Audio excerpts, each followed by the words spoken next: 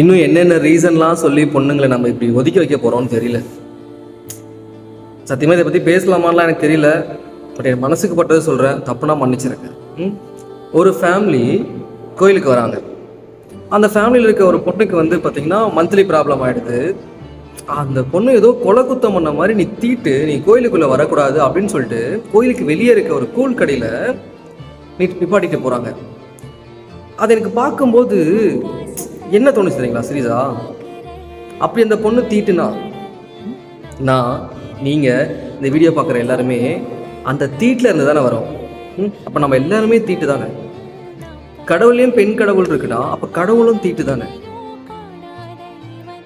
என்ன இதை பற்றி யாருமே யோசிக்க மாட்டீங்க. இன்னும் இந்த மூட நம்பிக்கைலாம் வளர்ந்துட்டு போயிட்டே இருக்கணுமா? அட்லீஸ்ட் இந்த ஜென்ரேஷன் நம்மளாச்சும் அதை மாற்றலாமே. இதெல்லாம் மாறும் நம்ம வெயிட் பண்ணிட்டு இருந்தால் மாறாதுங்க.